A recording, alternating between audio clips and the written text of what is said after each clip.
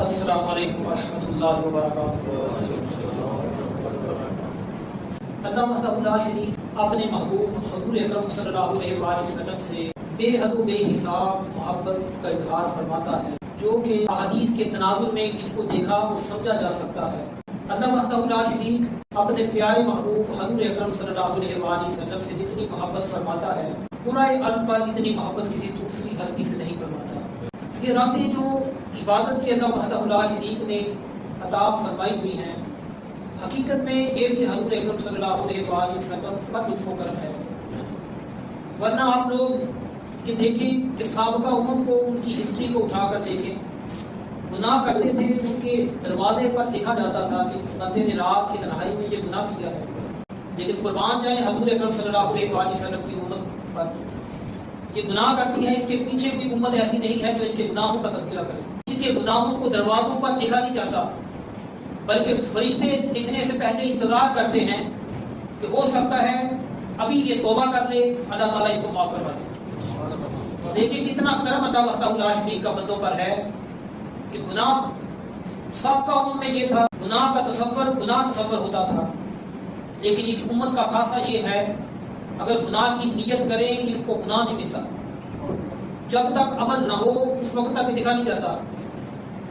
لکھنے کا بھی فرشتے انتظار کرتے ہیں کہ شاید یہ ابھی توبہ کر لے، لکھنے کی ضرورت بھی بیچنا ہے۔ دیکھیں اللہ وحدہ لا شریک کا کتنا کرم ہے حضور اکرم صلی اللہ علیہ وآلہ وسلم کی امت کے ساتھ کہ اللہ وحدہ لا شریک بخشش کے بہانے تلاش فرماتا ہے۔ یہ اللہ تعالیٰ کی توفیق ہے، فقط اسے توفیق ہی کہا جائے گا کہ اللہ تعالیٰ بخشش کے پروانے جاری و ساری کرنا چاہتا ہے اور بخشش کے بہانے تلاش کرتا رہتا ہے کہ میرے محبوب کے امتی ہیں، ان کے ساتھ پیار والا معاملہ اختیار کرو۔ اللہ وحدہ لا شریک اس پر بھی قادر ہے، اللہ تعالیٰ کی قدرت جو کاملہ ہے اس پر بھی قادر ہے کہ وہ لکھے کو مٹا دیتا ہے۔ ایک ہوتا ہے کہ فرشتے کوئی چیز لکھتے نہیں ہیں، اور ایک یہ ہے کہ فرشتے لکھ دیتے ہیں، اللہ تعالیٰ لکھے کو بھی مٹانے پر قادر ہے، وہ مٹا دیتا ہے۔ بندہ جب اللہ وحدہ لا شریک کے سامنے اقرار کرتا ہے، فقط اقرار کر لینے سے اللہ وحدہ لا شریک بندے سے درگزر فرماتا ہے اور بندے کی خطاؤں کو پس پش ڈال دیا جاتا ہے۔ دیکھا جاتا ہے کہ آئندہ کے لیے اس نے عمل کیا اختیار کرنے ہیں، آئندہ کے لیے اس بندے نے کون سے عمل کرنے ہیں، وہی عمل اللہ تعالیٰ اس بندے کے لیے آسان پیدا فرما دیتا ہے، وہ عمل اس کے لیے آسان ہو جاتے ہیں۔ اسی کا نام تقدیر ہے۔ اللہ تعالیٰ کو ازل سے پتہ ہے، ہر چیز کا علم ہے کہ اس بندے نے کل کیا کرنا ہے، اللہ کے علم میں ہے۔ تو اللہ تعالیٰ نے بندے کی منشا کے مطابق جو کام اس نے کل کرنے ہیں، اللہ کو علم ہے، اللہ تعالیٰ وہی کام جو اس نے کرنے ہیں ان کے لیے آسان کر دیتا ہے، وہی کو پھر کام سر انجام دیتا ہے۔ تو بندہ اور کچھ نہیں کرتا، جو ارادہ کرتا ہے وہی ارادہ اس کے لیے آسان بنا دیا جاتا ہے، اور اسی پر وہ عمل پیرا ہوتے ہوئے زندگی گزارتا چلا جاتا ہے۔ تو زندگی تو گزر ہی جانی ہے۔ اللہ وحدہ لا شریک نے حضرت آدم علیہ السلام سے فرمایا وَلَا تَقْرَبَا هَٰذِهِ الشَّجَرَةَ، اس پیڑ کے پاس نہ جانا، اس درخت کے پاس نہ جانا۔ اللہ وحدہ لا شریک نے منع فرما دیا کہ جنت میں باقی ساری چیزیں ہیں، جہاں چاہتے ہو آؤ جاؤ، کوئی روک ٹوک نہیں ہے۔ تو جب شیطان نے دیکھا کہ اللہ تعالیٰ نے شرط لگا دی ہے، شرط یہ رکھی ہے کہ اس درخت کے اس پیڑ کے پاس نہیں جانا، فَتَكُونَ مِنَ الظَّالِمِينَ، اگر گئے تو حد سے بڑھنے والوں میں سے ہو جاؤ گے۔ اب شیطان نے دیکھا کہ کیسے بدلایا جائے حضرت آدم علیہ السلام کو، تو حضرت آدم علیہ السلام سے اس نے کہا رب کی عزت کی قسم، آپ لوگ جنت میں آتی ہو رہ پر ہو، اگر ہمیشہ کے لیے آنا چاہتے ہو تو یہ شرط جو رکھی ہے یہی رکاوٹ ہے، تو اگر کھا لو گے تو ہمیشہ کے لیے جنتی بن جاؤ گے۔ تو یہ اجتہاد تھا آدم علیہ السلام کا۔ حضرت آدم علیہ السلام سے اجتہادی خطا ہوئی۔ وہ کون سی خطا تھی؟ اللہ کا نبی ہو کر غلطی نہیں کر سکتا، یہ بات ذہن سے کرنے بعد میں نے خطبہ کو سنا ہے، وہ ایسے کہتے ہیں آدم علیہ السلام سے غلطی ہو گئی۔ یہ کیسے ممکن ہے کہ آدم علیہ السلام سے غلطی ہو جائے؟ پہلے نبی ہیں اور پہلا ہی نبی دنیا میں آئے اور غلطی کر لے، یہ نہیں ہوتا، یہ اصول اور قاعدہ نہیں ہے۔ آدم علیہ السلام سے لغزش ہوئی ہے، اس کو غلطی نہیں کہیں گے آپ، اس کو جب بھی کہیں گے لغزش کہیں گے، لفظ لغزش۔ آدم علیہ السلام کو پھسلایا شیطان کا وقت ہے، اور یہ ہے کہ جب بارش ہوئی ہو، انسان چل رہا ہو، جہاں کیچڑ آ جائے تو پاؤں جو ہے وہ پھسل جاتا ہے، تو یہ پھسلایا ہے آدم علیہ السلام کو شیطان کا وقت ہے۔ آدم علیہ السلام کی یہ لغزش ہے، اسے غلطی مت تصور کیجیے، یہ غلطی نہیں ہے۔ اگر غلطی کہیں گے کہ نبی کی شان میں فرق آ جاتا ہے، اگر اسے آپ غلطی تصور کریں گے تو پھر نبی کی جو شان ہے اس میں فرق پیدا ہو جائے گا۔ یہ بڑا لطیف اور بلیغ نکتہ ہے، لیکن یہ ہے کہ تقاریروں میں یہی لکھا ہے، وہ ایسے ہی تقاریر کر دیتے ہیں، تھوڑا سا سمجھنے کی بات ہے۔ تو آدم علیہ السلام سے لغزش ہوئی اور شیطان بدبخت نے کیا کہا، رب کی عزت کی قسم، اگر تم پرماننٹ ہونا چاہتے ہو تو یہاں سے کھا لو، یہی شرط رکھا۔ تو آدم علیہ السلام کے ذہن میں یہ نہیں تھا کہ رب تعالیٰ کی کوئی جھوٹی قسم کھا سکتا ہے، یہ چیز آگے ہے کہ رب تعالیٰ کی کوئی جھوٹی قسم نہیں کھا سکتا، یہ آدم علیہ السلام کے ذہن میں بھی نہیں تھا کہ رب کریم کی کوئی جھوٹی قسم کھا لے۔ تو آدم علیہ السلام نے جب اللہ تعالیٰ کا نام سنا، اللہ کی عزت کی اس نے قسم کھائی، تو اما حوا انہوں نے کہا کہ یہ آپ میں پہلے میں کھا لیتی ہوں، انہوں نے کھایا، اور آدم علیہ السلام نے بھی دیکھا کہ میری زوجہ کھا چکی ہے تو انہوں نے بھی کھایا۔ اب جیسے ہی وہ خوراک آپ کے پیٹ میں جاتی ہے دونوں کے، تو جو لباس تھا اس سے اما حوا اور حضرت آدم علیہ السلام بے لباس ہو گئے۔ اندازہ کریں کہ شیطان بدبخت جو ہمارے والدین کے ساتھ ایسا کر سکتا ہے، ان کے کپڑے اتروا سکتا ہے، وہ ہمارے ساتھ کیا کر سکتا ہے؟ یہ نقطہ ہے، اس کو ذہن نشین کر لیجیے، پلے باندھ لیجیے، یہی آج کا درس ہے کہ جس نے ہمارے بڑوں کو نہ چھوڑا ہمارے ساتھ وہ خیر خواہ نہیں ہو سکتا۔ جب بھی وہ موقع پاتا ہے، یہ دنیا جو ہے وہ شیطان کی دکان ہے، اور اس کی دکان سے جیسے ہی کوئی چیز اٹھاؤ گے وہ تمہیں ہلاک کرتا چلا جائے گا۔ تو اس کی دکان ہے، چمک رہی ہے، ہمارا حال یہ ہے، ہم چمک دمک کی طرف زیادہ چلے جاتے ہیں۔ تو اس نے چیزیں جو ہے وہ پالش کر کے دکھاتی ہیں، ان کے اندر چمک دمک ہے، چمک دمک دیکھ کر لوگ اس طرف چلے جاتے ہیں۔ جیسے اکبر بادشاہ تھا، اکبر بادشاہ نے 2 کھانوں کا اہتمام فرمایا، ایک اکبری بادشاہ کے نام سے لنگر خانہ دسترخوان اس نے کھولا، بادشاہ اکبر کا دسترخوان تھا، اس میں اس نے بڑے بڑے اچھے گوشت بہترین ڈشز تیار کروا کے رکھ دی، اور ایک طرف اس نے لنگر محمدی رکھوا کر اس کے اندر روٹی کے سوکھے ٹکڑے رکھوا دیے۔ اب مجدد نفسانی رحمۃ اللہ تعالیٰ علیہ آتے ہیں، ادھر دیکھا لنگر اکبر کی طرف، بادشاہ اکبر کا جو لنگر ہے اس کی طرف نظر دوڑائی، اور دوسری طرف لنگر محمدی کی طرف نظر دوڑائی، تو وہاں دیکھے سوکھے ٹکڑے تھے۔ حضرت مجدد نفسانی رحمۃ اللہ تعالیٰ علیہ نے اٹھایا، بسم اللہ پڑھا، ان کو تناول فرمایا کہ پاؤں کی ٹھوکر پہ رکھتا ہوں جلال مسلمی میرے آقا میرے مولا رحمت للعالمین۔ تو وہ دنیا کی چمک کی طرف نہیں جاتے، وہ دنیا کے حسن کی طرف نہیں جاتے، وہ دنیا کے حسن و جلال کی طرف نہیں جاتے۔ جو مرد کلندر ہوتا ہے وہ اس کی طرف راغب ہوتا ہے جو اس کے سامنے چیز ایسی ہو جس کی نسبت مدینے کے تاجدار کے ساتھ جڑی ہوئی ہو۔ یہ ساری نسبت کا فیض ہے، یہ نسبت کا فیض ہے۔ ایک تندور پر ایک بزرگ علیہ الرحمٰ روٹیاں لگا رہے ہیں خود اپنے ہاتھوں سے۔ ایک شخص لینے کے لیے آتا ہے، اس نے کہا بابا جی روٹی کتنے کی ہے؟ فرمایا 1 روپے کی، ساتھ پچھلے دن کی پڑی ہوئی تھی، کہا یہ کتنے کی؟ فرمایا یہ 2 روپے کی۔ اس نے کہا یہ تو الٹ معاملہ ہے، تازی روٹی کی قیمت جو ہے وہ زیادہ ہوتی ہے، اور جو 1 دن کی پڑی ہو وہ تو کھانے کے قابل نہیں رہتی، وہ تو جانوروں کی خوراک بنا دی جاتی ہے۔ تو آپ نے یہ معاملہ ہی الٹ لگا رکھا ہے، یہ تازی جو ہے اس کی قیمت 1 روپیہ رکھی ہے، اور جو 24 گھنٹے پرانی ہے اس کی قیمت 2 روپے رکھی ہے۔ اس کی کیا وجہ ہے؟ یہ کیا فلسفہ ہے؟ اس نے کہا بات یہ ہے، نسبت کی بات ہے، بات اس کے اندر نسبت کی ہے۔ یہ میں اب لگا رہا ہوں، اس کی قیمت تھوڑی ہے، وہ میں نے کل اس وقت لگائی تھی، اس کی قیمت اسی لیے زیادہ ہے کہ اس کا زمانہ حضور اکرم صلی اللہ علیہ وسلم کے زمانے کے قریب ہو گیا ہے، اس وجہ سے اس کی قیمت زیادہ ہے۔ یہی نسبت کی بات حضرت شیخ غزنی، افغانستان کے بہت بڑے بزرگ گزرے ہیں، شیخ غزنی ان کا نام ہے۔ شیخ غزنی رحمۃ اللہ تعالیٰ نے یہ بھی تندور پر کام کیا کرتے تھے۔ کوئی آتا ان کے پاس، ساری زندگی لوگوں نے یہ سمجھا کہ یہ بابا جان جو ہیں ان کی نظر بڑی کمزور ہے، اور محلے میں کچھ شرارتی بچے ہوتے ہیں، آپ کے گھروں میں بھی ہو گئے، طبیعت میں آپ دیکھتے ہیں، آپ تجزیہ لگا لیتے ہیں یہ بچہ بڑا شرارتی ہے، یہ بچہ بڑا شریف ہے۔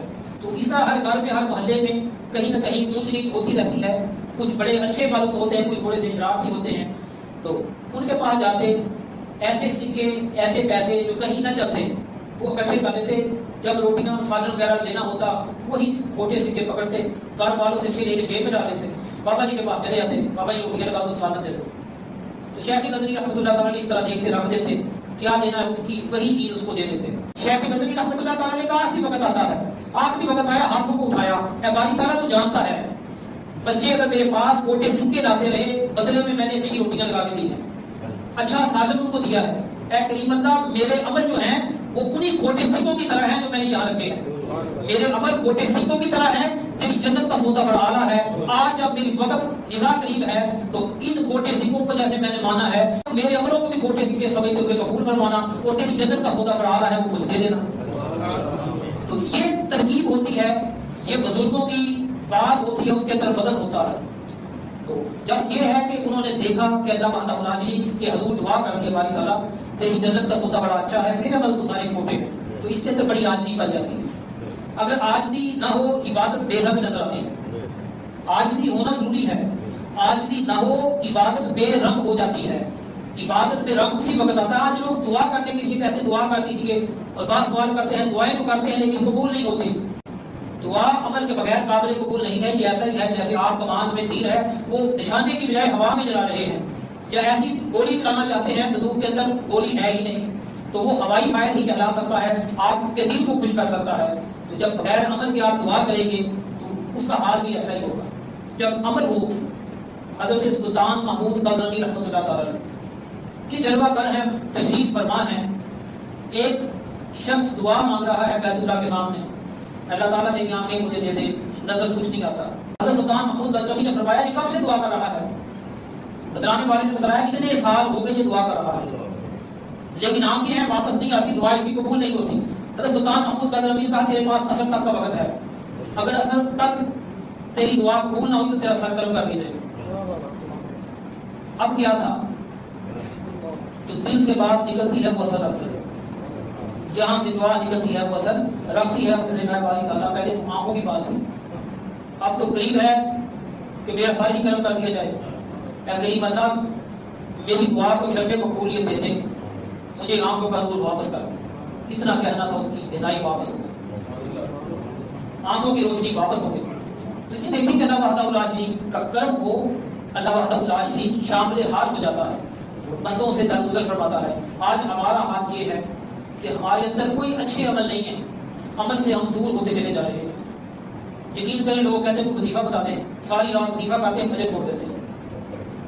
بتائیں کہ جو اللہ تعالیٰ نے فرض کیا ہے اس کو آپ اگر بس ایک پست ڈالتے ہیں، وظیفے پکڑ لیں، ان کے پیچھے زندگی گزارنی شروع کرتے ہیں. بڑے بڑے ایسے ہیں محافل سجائی جاتی ہیں، نعت خواندگی کی محافل ہوتی ہیں زیادہ تر، ساری رات بزم نعت چلتی ہے، فجر کے وقت اذانوں کے وقت کھانا کھا کے لوگ گھروں کو چلے جاتے ہیں اور فجر بھی ادا نہیں کی جاتی. تو یہ بد بختی ہے، یہ بد بختی ہے، یہ بے دینی ہے، یہ بے دینی ہے. اگر آپ اعلان کریں کہ جو بھی ہے جو لنگر ہوگا وہ نماز کے بعد ہی لے جائے گا، ایک تو یہ ہے کہ آپ کی تعداد آدھی رہ جائے گی، دوسرا یہ فائدہ مالی فائدہ ہو جائے گا، آپ کی ایک دیکھ لگے. اگر آپ ایسی شرط رکھ کے دیکھیں کبھی کبھار کر کے دیکھا گیا جائے گا کہ نماز کے بعد لنگر ہوگا تو دیکھ بھی ایک آپ کی لگے گی، 3 دیکھوں کا فائدہ ہو جائے گا مالی طور پر. دوسرا فجر پڑھنے والے آپ کو پتہ ہی ہے کتنے ہیں، وہ فجر پڑھ کے اس میں شامل ہو جائیں گے. تو جب فرض کی ادائیگی کو مقدم رکھا کر، میں دیکھ رہا ہوں آپ بات مسکرا رہے ہیں، یہ رونے والی باتیں، مسکرانے والی باتیں نہیں. آج تو ہر کوئی اٹھاتا ہے، نبوت کا دعویٰ ہو رہا ہے. کتنے دور گزر گئے، اب کیسا دور ہے. آپ نے بھی سن رکھا ہوگا سٹی ہاؤسنگ کالونی میں ایک مرگونا نے اور ایک اس کی ساتھی لاہور میں ہے غالباً، اس نے نبوت کا دعویٰ کیا. دونوں کا روپ، دونوں کی شکلیں، دونوں کا روپ ایک ہی سمجھ لیجیے، اور حضرت ابراہیم علیہ السلام کے ساتھ اپنی نسبتیں اور حضور اکرم صلی اللہ علیہ وسلم کے ساتھ اپنی نسبتیں اور اللہ تعالیٰ کے ساتھ بھی ایسی نسبتیں جڑی ہیں کہ وہ بیان سے باہر ہیں. تو نبی پاک علیہ السلام نے پہلے اعلان فرما دیا، سورۃ الاحزاب آیت نمبر 40، ما کان محمد ابا احد من رجالکم ولکن رسول اللہ وخاتم النبیین وکان اللہ بکل شیء علیم. اس میں حضور اکرم صلی اللہ علیہ وسلم کے بارے میں واضح پیغام دے دیا گیا ہے کہ محمد صلی اللہ علیہ وسلم تمہارے ہم باتوں میں کسی کے باپ نہیں، وہ اللہ تعالیٰ کے رسول ہیں، وخاتم النبیین اور رسولوں کے خاتم ہیں. حدیث پاک کو اٹھا کے دیکھیں، حضور اکرم صلی اللہ علیہ وسلم نے فرمایا انا خاتم النبیین لا نبی بعدی، میں آخری نبی بنا کر بھیجا گیا ہوں، میرے بعد کوئی نبی نہیں ہے۔ تو اب جو دعویٰ کرے گا وہ قاضی ہو سکتا ہے، جھوٹ کا بندہ ہو سکتا ہے، گستاخ ہو سکتا ہے، وہ اللہ کا نبی نہیں ہو سکتا۔ تو عورت تو ویسے ہی کوئی نبی نہیں ہوئی، عورت کوئی نبی نہیں ہوئی، عورت تو امام بھی نہیں ہو سکتی، آپ اس کے پیچھے نماز نہیں پڑھ سکتے۔ عورتوں کا حال میں بیان کروں، مجھے چند سال پہلے فون آیا کہ آپ نے صلاۃ و تسبیح کی نماز پڑھائی ہے، تو میں نے کہا اچھی بات ہے، اس میں پوچھنے والی کون سی بات ہے؟ تو وہ عورت نے کہا مجھے حیض آیا ہوا تھا، کوئی آگے نہیں ہو رہا تھا، میں نے اس لیے آگے ہو کے نماز کروا دی۔ تو اندازہ کر لیں معاملات اس حد تک گئے گزرے ہیں کہ جب ان کی امامت کروانے والی ایسی ہوگی پھر ایسے دعوے نکلیں، یہ بات دیر نشیر کر لیں، جب جاہد لوگ امامت کے مسئلے پر جلوہ گر ہو جائیں، مرد ہو یا عورتیں ہوں، پھر ایسے ہی کام ہوتے ہیں جو آپ لوگ دیکھتے ہیں۔ تو ہم اس کی مذمت کرتے ہیں اور حکومت پاکستان سے اپیل کرتے ہیں کہ ان کے ساتھ سختی سے نپٹا جائے، تاکہ کوئی ملعون ہو یا ملعونہ ہو ایسی جرت نہ کر سکے کہ حضور اکرم صلی اللہ علیہ وآلہ وسلم وہ خاتم النبیین ہیں اور ان پر مہر نبوت ختم ہو چکی ہے، اب قیامت تک کے لیے انہیں کی شریعت کا ڈنکا بجنا ہے۔ آپ لوگوں کی شریعت کے ڈنکے نہیں بج سکتے، جب تک آمینہ کا لال ہے قیامت تک کے لیے اسی کی شریعت ڈنکے بجیں۔ آپ لوگ ہمارا کام جو واجب ہوتا ہے، عالم کا جو مذمت ہوتی ہے اس کی زبان کے ذریعے سے ہے، جو قلم نویس ہوتا ہے اس کا طاقت اس کے قلم کے اندر ہوتی ہے۔ اور آپ لوگ اس لوگوں کو شیئر کریں زیادہ سے زیادہ اس بات کو کہ عورت کبھی نبی نہیں ہوئی، نہ امام ہو سکتی ہے۔ اللہ تعالیٰ قرآن میں عورت کا نام لینا پسند نہیں کرتا، پورا قرآن اٹھا کے دیکھیں، بتائیں کتنی عورتوں کا نام ہے، ایک ہی نظر آتا ہے، حضرت مریم کے علاوہ آپ کو دوسرا نام نہیں نظر نہیں آتا۔ تو اللہ تعالیٰ نام لینا جس کا پسند نہیں کرتا وہ تو کیا کہوں کہ وہ اٹھتی ہیں اور ایسا کہ نبوت کی دعوے دار ہیں، وہ دجال ہو سکتا ہے، دجالی فتنے ہو سکتے ہیں، مرزیوں کی طاقتیں پیچھے کھڑی ہو سکتی ہیں، انڈین حکومت کی طاقتیں کھڑی ہو سکتی ہیں، وزیرات کی طاقتیں ہو سکتی ہیں۔ یہ دین اسلام اس کی اجازت نہیں دیتا کہ کوئی بھی ہرا گہرا اٹھے اور وہ دعویٰ کر بیٹھے۔ ہم اس کی مذمت کرتے ہیں، اگر ان کا دماغ ٹھیک نہیں ہے تو کسی پاگل خانے سے ان کا علاج کروائیں۔ یہ بھی آتا ہے کہ اس کی دماغ کی حالت اچھی نہیں، اس لیے یہ کہہ دیتے ہیں، تو نہیں ہے تو ان کے دماغ میں جوتیاں لگائیں اور ان کا علاج کروائیں، 6-7 ماہ ان کو اچھے طریقے کے ساتھ دوائی داروں کا اہتمام کیا جائے۔ تو ہم اس کی مذمت کرتے ہیں کہ حضور اکرم صلی اللہ علیہ وسلم آخری نبی بن کے تشریف لائے، ان کے بعد قیامت تک کے لیے کوئی نبی تشریف نہیں لائے گا۔ تو بات یہ ہو رہی تھی لیلۃ القدر کی، تو آج کی رات لیلۃ القدر فضیلت والی رات ہے، عظمت والی رات ہے، بزرگی والی رات ہے۔ آپ لوگ اللہ کے حضور آئے ہیں، یہ اللہ تعالیٰ کا کمال ہے۔ اللہ تعالیٰ نے آپ پہ لطف و کرم فرمایا ہے، دنیا داروں سے الگ ہو کر اللہ وحدہ لا شریک کے گھر میں آ بیٹھے ہیں، تو اس میں اللہ وحدہ لا شریک نے آپ کا انتخاب فرمایا اور اللہ تعالیٰ کا کرم ہے آپ لوگوں پر کہ اللہ وحدہ لا شریک نے توفیق بخشی ہے۔ اللہ کے حضور جو آ جاتا ہے اللہ کے گھر میں کچھ بھی نہ کرے، تو اللہ کے حضور آ جاتا ہے مسجد میں، ایک سانس لیتا ہے اس پر کہ اللہ تعالیٰ اس کو 10 نیکیاں عطا فرمائے۔ لیکن آج کیا رمضان مبارک ہے، رمضان لیلۃ القدر ہے، اور لیلۃ القدر میں کوئی ایک سانس لے گا اس کا درجہ 70 گنا زیادہ ہو جاتا ہے۔ جب ایک نیکی کرتا ہے 70 گنا زیادہ اس کو اللہ تعالیٰ اجر دیتا ہے۔ کوئی نفل پڑھتا ہے اس کو فرضوں کی فضیلت دے دی جاتی ہے، کوئی ایک مرتبہ سبحان اللہ کہتا ہے 70 مرتبہ اس کو کہنے کا ثواب دے دیا جاتا ہے، کوئی اللہ اکبر کہتا ہے 70 مرتبہ اللہ اکبر کا ثواب اس کے نامہ اعمال میں دے دیا جاتا ہے۔ یہ اللہ تعالیٰ کا کرم ہے، اللہ وحدہ لا شریک نے لیلۃ القدر کی بہاریں رکھی ہیں۔ تو لیلۃ القدر بہت عزت والی رات ہے، عظمت والی رات ہے، یہ اللہ تعالیٰ نے اس امت کو عطا فرمائی ہے۔ حضرت موسیٰ علیہ السلام کو دیکھیے، موسیٰ علیہ السلام اپنی کتاب قرآن کو پڑھ رہے ہیں، قرآن میں ہے اللہ وحدہ لا شریک نے انعام محمد مصطفیٰ صلی اللہ علیہ وسلم جو رکھے ہیں، نبی پاک علیہ السلام کی امت کی شان اس کے اندر تھی۔ حضرت موسیٰ علیہ السلام نے کہا اے باری تعالیٰ یہ میری امت کر دے، اللہ وحدہ لا شریک نے فرمایا یہ حضور اکرم صلی اللہ علیہ وسلم کی امت کر دیا۔ دوسرے مقام پہ دیکھا یہ میری امت کر دے، فرمایا نہیں یہ حضور اکرم صلی اللہ علیہ وسلم کی امت کے لیے۔ تو حضرت موسیٰ علیہ السلام نے کیا باری تعالیٰ کیا وجہ ہے؟ کتاب میری امت کی ہے، تذکرہ نبی رحمت صلی اللہ علیہ وسلم کی امت کا ہے۔ تو اللہ وحدہ لا شریک نے فرمایا اے موسیٰ میں نے امت محمد کو 2 نور عطا فرمائے جن کی وجہ سے یہ 2 اندھیروں سے بچیں گے، جن کی وجہ سے یہ 2 اندھیروں کے ضرر سے محفوظ رہیں گے۔ اے باری تعالیٰ وہ 2 نور کون سے ہیں جو تو نے اس امت کو عطا فرمائے؟ خالق کائنات نے فرمایا ایک نور قرآن، دوسرا نور رمضان۔ ایک میں نے اس امت کو نور قرآن دے دیا ہے، ایک نور رمضان دے دیا ہے۔ اس کی وجہ سے یہ 2 نوروں کی وجہ سے 2 اندھیروں سے محفوظ رہیں گے، 2 اندھیروں کے ضرر سے محفوظ رہیں گے۔ اے باری تعالیٰ وہ 2 اندھیرے کون سے ہیں جن سے یہ امت محفوظ رہے گی؟ اللہ وحدہ لا شریک نے فرمایا ایک قبر کا، ایک حشر کا۔ دیکھیں کیسے نور ہے اللہ وحدہ لا شریک نے دیے۔ دیکھیں اب یہ سوال میں آپ پہ رکھنا چاہتا ہوں، قرآن نور ہے، قرآن نور ہے، رمضان بھی نور ہے، اللہ نور السماوات والارض، اللہ وحدہ لا شریک بھی نور ہے، جو لانے والے ہیں وہ نوریوں کے سردار ہیں، جس پہ بیچا گیا ہے وہ نور علی نور کیوں نہیں؟ لیکن میں یہی سبق دیتا ہوں، نور بشر کے جھگڑے میں آپ نہ پڑے، یہ ہمارا کام نہیں ہے۔ نور بشر کے اندھیرے، یہ ایسا اندھیرا ہے انسان کی زندگی کو غرق کرنے والا ہے، آپ اس اندھیروں سے نکل جائیں۔ یہ ایسا اندھیرا ہے جس میں روشنی نصیب نہیں ہوتی۔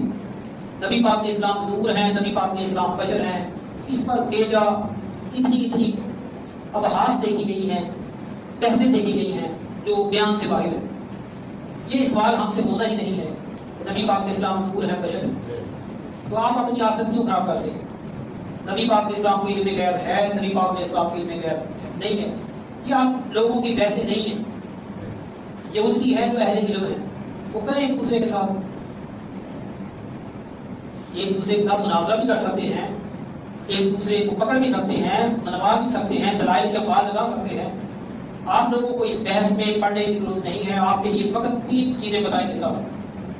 قرآن عظیم فرقان حمید کی تلاوت کیا کریں، 5 وقت کی نمازیں پڑھا کریں، والدین کی عزت کیا کریں، یہ 3 کام کریں گے انشاءاللہ تعالیٰ باقی سارے کام خود بخود درست ہوں۔ حضور اکرم صلی اللہ علیہ وسلم فرمایا کہ وہ چاہتا ہے دیکھنا خود کو میں جنتی ہوں یا دوزخی ہوں، اپنے والدین سے پوچھ لیں، اگر وہ کہہ دیں کہ بیٹے ہم تجھ سے راضی ہیں تو سب پہ جنتی ہوں، اگر وہ کہہ دیں کہ بیٹے تم نے زندگی میں ہمیں کیڑے ہی کیڑے ڈالے ہیں، ہم تجھ سے ناراض ہیں، ہمیشہ ہماری باتوں کو تو نے ہوائی تیر سمجھ کے اڑایا ہے، ہم تجھ سے ناراض ہیں بیٹے، تو سمجھ لیں آپ کا ٹھکانا جو ہے وہ اچھی جگہ نہیں ہے، تو وقت ہے توبہ کریں، ان سے معافی مانگے، ان کو راضی کرنے کی کوشش کریں۔ اگر کسی کے والدین ناراض دنیا سے چلے جائیں، ان کی قبر پہ حاضر دیا کریں، اللہ کے رسول نے فرمایا قیامت کے دن اللہ تعالیٰ فرما برداروں میں اٹھائے گا۔ یہ اللہ وحدہ لا شریک کے محبوب نے کتنا کرم فرمایا ہے، امت کی اصلاح اس کے اندر ہے۔ دوسرا قرآن ہے، ایک والدین اس کی وجہ سے آپ لوگوں کے پاس جنت بھی ہے، جہنم بھی ہے۔ دوسرا قرآن ہے، قرآن مکمل ہدایت ہے، مدبر متقین مومنوں کے لیے اس کے اندر اللہ تعالیٰ نے ہدایت رکھی۔ پہلا رکن اسلام کا پڑھ لیں، ذالک الکتاب لا ریب فیہ، یہ وہ کتاب ہے جس کے اندر کوئی شک نہیں۔ مدبر متقین مومنوں کے لیے ہدایت ہے۔ الذین یؤمنون بالغیب، وہ لوگ جو بن دیکھے ایمان رکھتے ہیں، بن دیکھی چیزوں پر ایمان لانا یہ مومن کا وصف ہوتا ہے، جسے صفت کہا جاتا ہے۔ یؤمنون بالغیب ویقیمون الصلاۃ، وہ نماز بھی پڑھنے والا ہے۔ ومما رزقناہم ينفقون، جو اللہ تعالیٰ نے اسے رزق دیا ہے اس رزق میں سے خرچ کرنے والا ہے۔ کہ مومن جو ہے وہ ایمان بالغیب پر اس کا کامل یقین ہوتا ہے، نماز کی پابندی کرنے والا ہوتا ہے، اللہ تعالیٰ کے دیے میں سے خرچ کرنے والا ہوتا ہے۔ جو اللہ تعالیٰ نے آپ نے الصلوۃ والسلام پر اتارا اس پر بھی ایمان ہے، جو پہلو پر اترا اس پر بھی ایمان ہے، چاروں آسمانی کتابوں صحیحوں پر اس کا ایمان کامل ہے۔ اور 5ویں چیز وبالآخرۃ ہم یوقنون، قیامت کے دن پر اس کا ایمان بڑا کامل ہے۔ دیکھیں قرآن کا پہلا صفحہ آپ کو بتا رہا ہے سورۃ البقرہ کہ یہ 5 چیزیں مومن کی صفات ہیں، اس کو بنا لیں، نجات کا راستہ اس کے اندر ہے۔ آپ اگر نجات یورپ کے طریقوں میں ڈھونڈیں گے وہ نہیں ملے گا، یورپ کے طریقوں میں چل کے آپ ہدایت نہیں پا سکیں۔ ہدایت کا راستہ یہی ہے جو قرآن نے رہنمائی فرمائی ہے، اسی کے اندر ہدایت ہے، اسی کے اندر فلاح ہے۔ اسی پہ اکتفا کرتا ہوں۔ یقین کریں یہ چیز نہیں ہوتی کہ یہ آپ لوگوں کے لیے ہوتا ہے کہ بعض 15-20 منٹ کا کافی ہوتا ہے کرنے کے لیے، ورنہ میں 5 گھنٹے 6 گھنٹے بول سکتا ہوں، ایسی بات نہیں ہے۔ یہ آپ لوگوں کی سہولت کے لیے ہمیشہ میں جدھر بھی جاتا ہوں لوگوں کا خیال کرتا ہوں۔ 15 منٹ 20 منٹ، ابھی تذکیری بجٹ میرا بات تھا 29 منٹ اور کچھ سیکنڈ کا تھا، وہ کر گیا، لیکن آپ کا اس سے کم ہی ہے کیونکہ ابھی میں نے تیسری جگہ ہی جانا ہے۔